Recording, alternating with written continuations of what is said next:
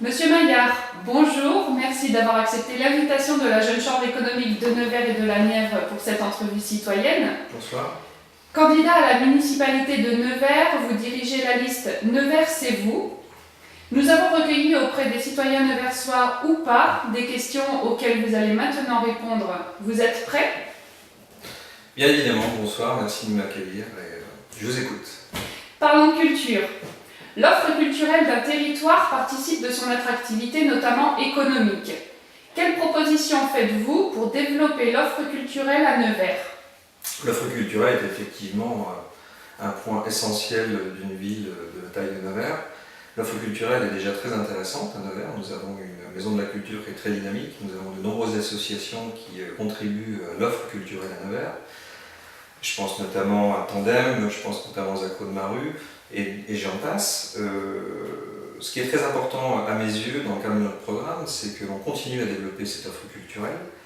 Nous avons plusieurs axes pour ça, c'est de faire une rénovation de la maison de la culture. Cette maison de la culture existe, elle est très dynamique, par contre elle a besoin d'un lifting, comme on pourrait dire, et d'une réorientation peut-être de sa fonction en complémentarité avec d'autres édifices sur Nevers.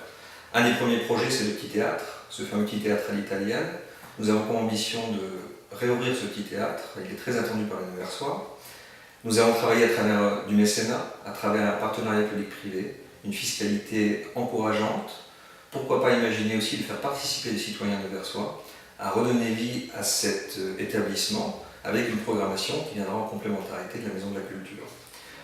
Enfin, nous avons un autre projet, qui est un très gros projet, qui est le projet de la caserne Pitié. Cette caserne Pitié est à l'abandon depuis tant d'années, ce n'est plus supportable, c'est à l'ouest de Nevers.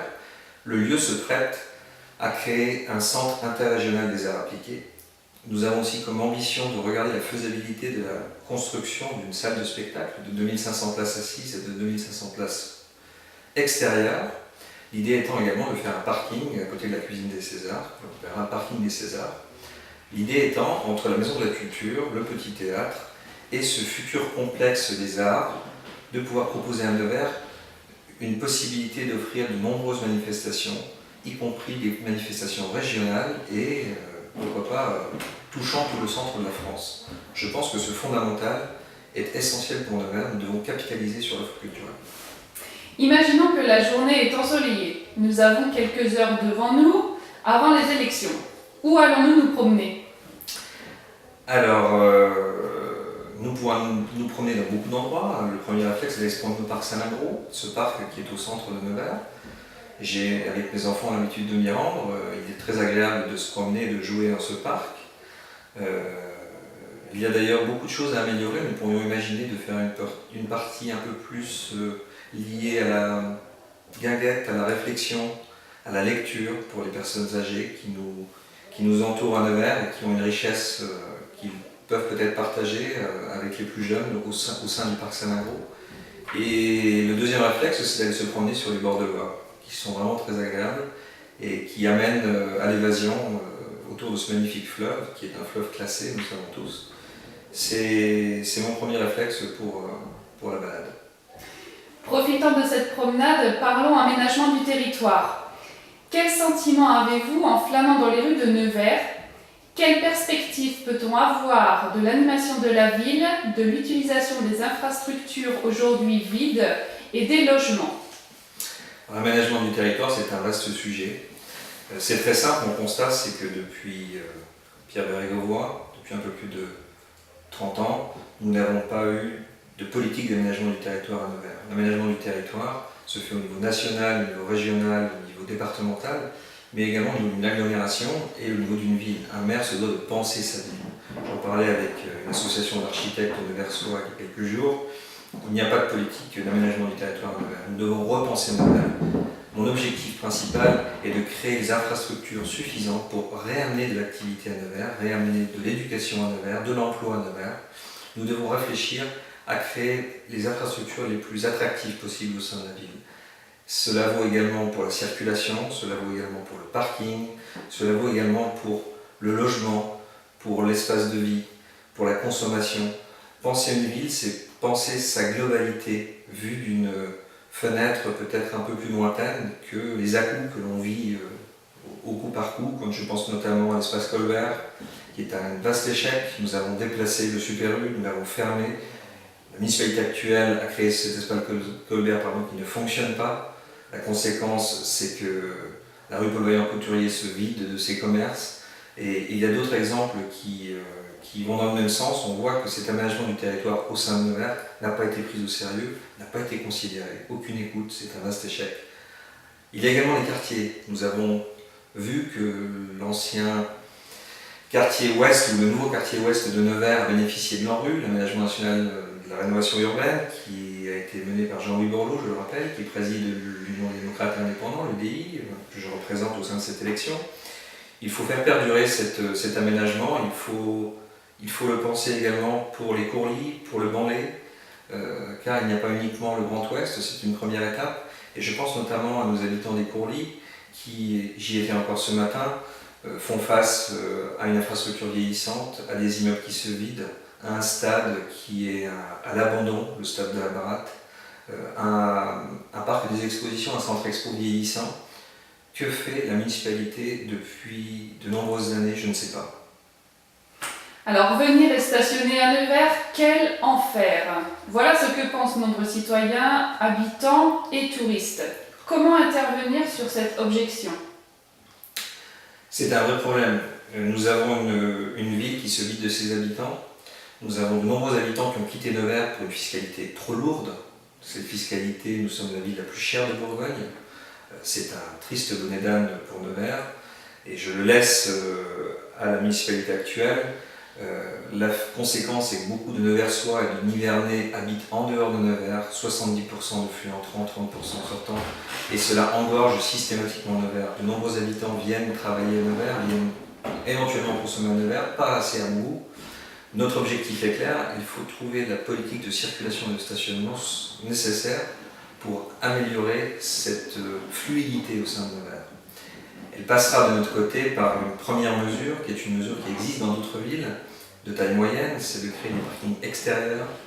Je pense au quai de Méline pour la partie sud de Nevers. Je pense au parc des expositions pour la partie est de Nevers, qui est vide la plupart du temps. Et je pense à notre futur parking des Césars pour la partie ouest de Nevers. L'idée étant de permettre aux habitants extérieurs, de permettre aux Neversois de pouvoir se garer gratuitement sur ces parkings extérieurs et de bénéficier d'un acheminement gratuit avec des coursinelles tout au long de la journée pour pouvoir permettre à Nevers de se désengorger de ces voitures ventouses ou de ces voitures qui restent pour moi trop longtemps sur Nevers et d'inciter les personnes à découvrir Nevers autrement, une ville fluide, une ville agréable où on a envie de consommer avec un parking peut-être un petit peu moins fiscalisé. Notre projet prévoit de réintroduire le système du disque avec 30 minutes gratuites. Nous prévoyons également de nous appuyer sur Client Roi pour pérenniser et développer cette gratuité de parking en fonction de la consommation. Et nous avons comme ambition également de regarder sérieusement ces problématiques de parking payant qui, je dirais, traumatise quelque part beaucoup d'habitants de la région, les ASVP comme on les appelle, qui sont des gens tout à fait respectables, travailleurs, j'en ai vu cet après-midi, qui font très très bien leur travail, sont là pour appliquer la politique municipale, qui est une politique de fiscalisation à outrance. C'est inacceptable, nous devons revoir complètement ce plan de circulation, cette politique de parking pour rendre Nevers plus agréable. Quelle mesure la plus importante comptez-vous mettre en œuvre pour aménager le territoire et pour la réussite de laquelle vous n'accepterez aucun tempérament? Mettre en place des infrastructures à Nevers qui permettront l'éducation et qui permettront l'emploi. Première mesure, c'est la caserne Pitié. J'en parlais tout à l'heure, nous allons faire un centre interrégional des arts et nous allons également créer une sorte de campus post-bac avec l'école d'infirmière. Nous ramènerons l'école de droit de l'ISAT à cet endroit-là et nous créerons le centre interrégional des arts appliqués en collaboration avec le lycée de la communication à la Cola. L'idée étant de faire pourquoi pas une formation en faïencerie, puisque la faïencerie fait partie de l'histoire de Nevers. Donc je serai intraitable sur ce développement de l'éducation post-bac à Nevers, l'idée étant d'inciter les jeunes à rester sur Nevers. Un autre axe sur lequel je ne dérogerai pas, c'est la création d'une cité des entrepreneurs aux portes de l'ISAT, sur l'ancien site Getz. L'agglomération de Nevers a commencé à réfléchir, nous allons agir, car il faut agir. L'idée de la cité des entrepreneurs, c'est simple, nous mutualisons des moyens, des ressources, des bâtiments, pour permettre aux jeunes de venir se développer, s'assumer, créer leur entreprise, bénéficier de nos conseils, nous, avec notre expérience socio-professionnelle, mais également toutes les autres institutions locales, la boutique de gestion, la chambre de commerce, la chambre de métier, la jeune chambre économique. L'idée étant que ces maisons d'entrepreneurs soient un passage pour aller après s'installer durablement sur des zones industrielles, comme la zone industrielle de Nevers-Saint-Éloi, mais également d'autres zones industrielles que nous allons développer. Il y a beaucoup de friches industrielles autour de Nevers. Nous devons, avec la chambre du commerce, avec la région, avec l'agglomération, travailler à créer cette offre qui soit une offre d'accueil d'entreprise. Donc je ne dérogerai pas, nous devons ramener des porteurs de projets, nous devons ramener de la valeur dans Nevers, de la valeur homme, de la valeur humaine. C'est l'essentiel d'une ville. Et je peux vous assurer que quand nous aurons pris ce pari, nous engagerons Nevers sur une nouvelle création de richesse. Parlons donc maintenant des perspectives de vie, d'études et d'emploi dans la ville de Nevers. Vous l'avez dit un petit peu, là nous rencontrons lors de notre balade un jeune d'une vingtaine d'années. Il nous interpelle et nous demande s'il peut encore croire à son avenir à Nevers. Vous avez une phrase pour lui répondre. Que lui dites-vous ? Première phrase, c'est de lui dire assieds-toi 2 minutes que l'on discute. Quel est ton parcours? Qu'as-tu fait comme étude? Que veux-tu faire demain? C'est très important d'avoir une volonté dans la vie, de vouloir faire quelque chose, s'assumer. En fonction d'eux, en tant que maire de cette ville, je prendrai un grand plaisir à l'orienter vers l'endroit où il pourra s'assumer. Il y a des boutiques de gestion, il y a des centres sociaux, il y a une économie sociale énorme à Nevers. Il y a la chambre de commerce, il y a la chambre des métiers. Il y a également des organismes qui lui permettront, au sein de Pôle emploi par exemple, de réfléchir à sa formation, peut-être mener une politique active de formation. Je suis sûr que je verrai dans les yeux de cette personne ce qu'il souhaite faire de sa vie et je veux essayer de lui démontrer que ce n'est pas en quittant Nevers, ce n'est pas en quittant la Nièvre qu'il aura peut-être l'herbe plus verte ailleurs, car pour avoir beaucoup voyagé dans ma vie, la France est belle, la Nièvre est très belle et Nevers est magnifique. Donc je veux qu'il reste. Nous avons besoin des jeunes pour construire l'avenir. Alléger la fiscalité, une utopie ? Non, pas une utopie. Alléger la fiscalité, Nevers est la ville la plus chère de Bourgogne. C'est insupportable. Je prends le pari qu'à la fin de mon premier mandat, nous n'aurons plus ce classement, ou au moins pas dans cet ordre. Maintenant, la fiscalité, vous savez, beaucoup de Neversois ne sont pas contre payer les impôts locaux, ça fait partie de la contribution du citoyen. Le maire d'une cité a comme principale ressource l'impôt. Nous devons travailler à ce que cette fiscalité soit stable. Mon premier mandat, c'est d'essayer de ne pas l'augmenter en 6 ans. Nous devons arrêter d'avoir une population qui ne peut pas payer d'impôts. Malheureusement, la précarité peut tous nous guetter pour une raison ou pour une autre, et près de la moitié de la population de Nevers ne paye pas d'impôts locaux. Il faut rétablir un nouvel équilibre. Les économies directes seront difficiles à court terme, puisque nous avons une réforme de la fiscalité qui est en discussion avec ce magnifique gouvernement de François Hollande que soutient Florence Fargarneau, qui prévoit de revoir la valeur locative qui date de 1970 et qui prévoit également d'indexer toute ou partie de la taxe d'habitation sur le salaire. Je peux vous dire que ça ne va pas dans le sens de baisser la fiscalité directe des Neversois. Indirectement, nous pouvons travailler avec l'agglomération, une vraie agglomération qui verra Saint-Éloi rentrer dans cette agglomération, qui verra peut-être Manicourt un jour arriver dans cette agglomération, qui sait, pour essayer de faire de vraies économies. Je pense à l'eau, je pense aux ordures ménagères, je pense à la culture, nous parlons tout à l'heure d'offres culturelles. Nous pouvons indirectement offrir de telles économies aux Neversois. C'est l'objectif d'une agglomération de communes, elle ne fonctionne pas. Didier Boulot l'a mis en place, je suis désolé. Je suis citoyen neversois, j'habite à Nevers.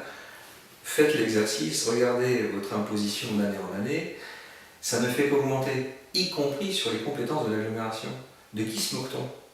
Nous sommes toujours là à payer, comme dirait l'autre, et payer pour quoi? C'est le principal problème à Nevers. Je pense que les gens sont évidemment contre une fiscalité lourde, nous devons l'alléger.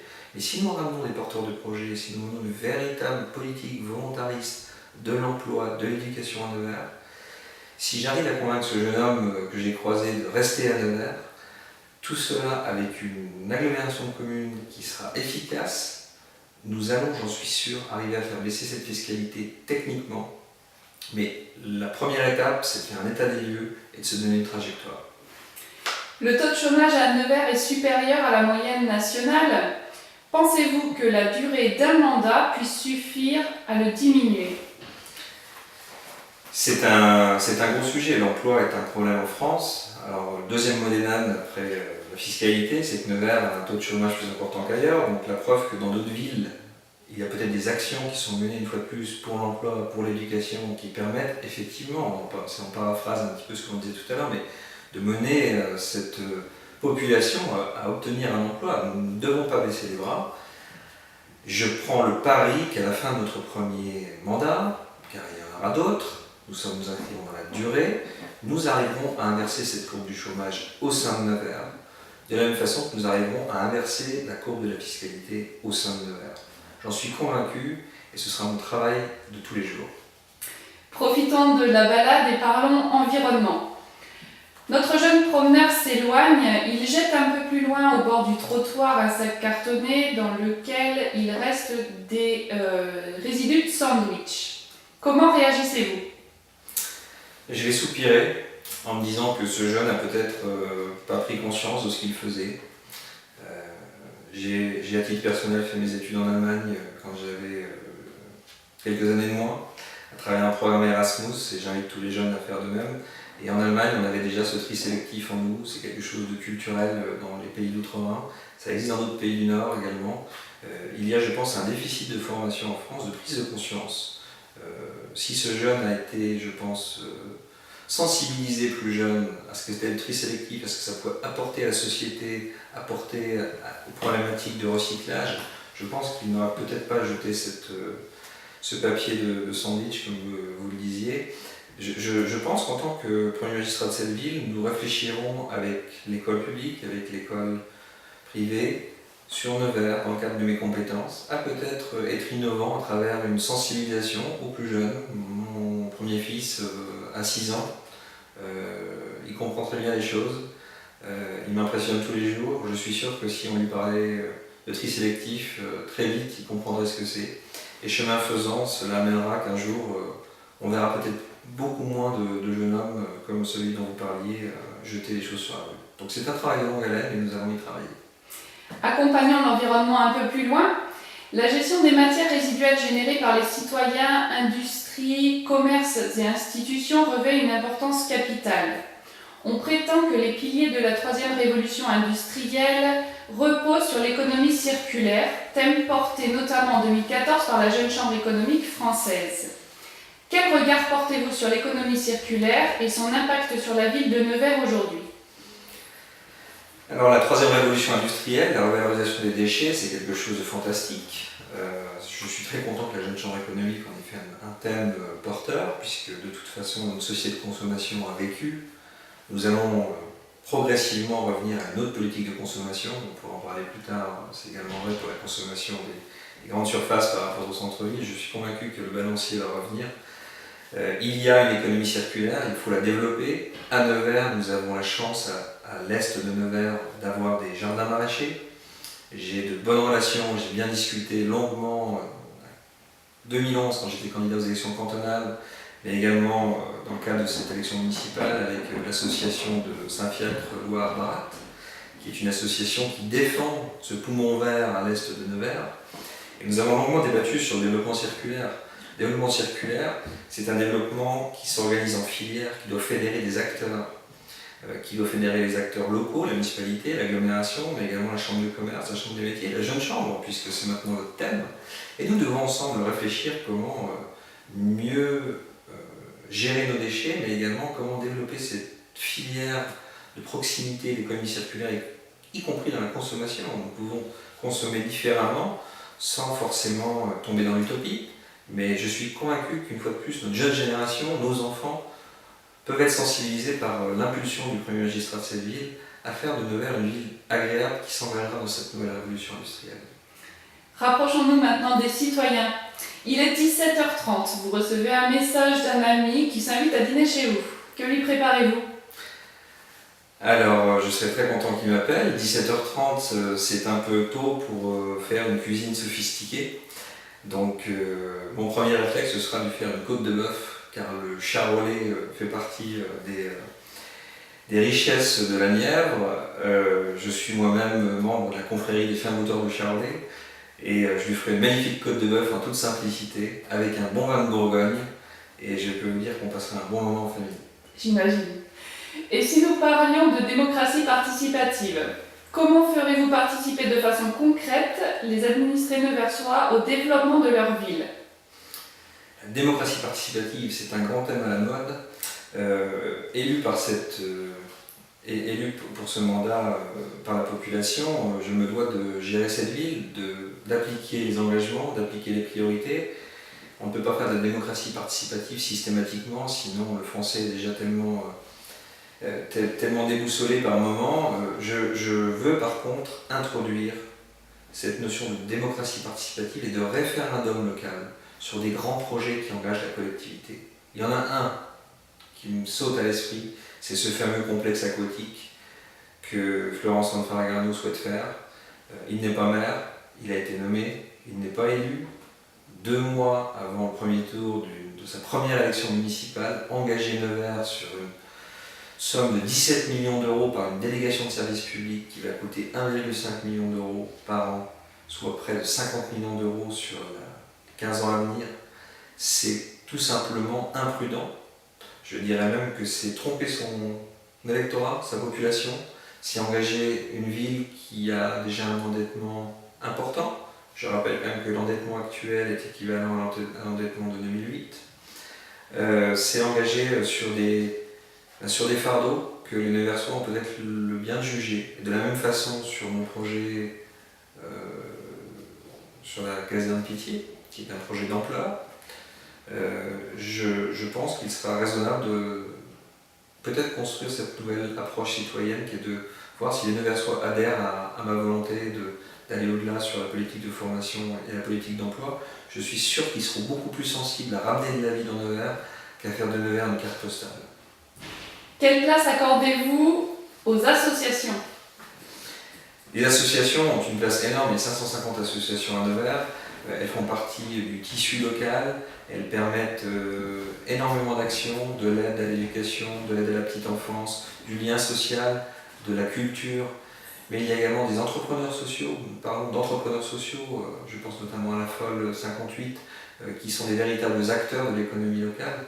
Nous rencontrerons toutes les associations qui sont aidées par la ville. Nous verrons avec elles quelles sont leurs attentes, comment les renforcer. Et nous créerons un pacte gagnant-gagnant entre la collectivité et ces associations de façon à ce qu'elles soient plus efficaces, déterminées et que la population en son intégralité comprenne que l'association en France est très importante. Monsieur Maillard, merci d'avoir participé à cette entrevue citoyenne. Dernière question. On se redonne rendez-vous, je vous dis rendez-vous au centre-ville. Où se rejoint-on? Alors tout simplement, place Carnot. Un bel endroit, il faut le dire, une place qui a trouvé toute son identité avec les nombreux commerces. Il y a également un permanence au 14 place Carnot, donc je vous inviterai pour fêter ma victoire fin mars. Non, plus sérieusement, cette place, je pense, c'est l'endroit où je vous donnerai rendez-vous, tout le monde la connaît. Et il ne faut pas oublier le centre-ville avec Saint-Arigle et le forum, mais je pense que ce sera beaucoup plus simple que nous nous retrouvions sur une terrasse d'un café de cette belle ville. Alors à bientôt. À très bientôt, bonne journée.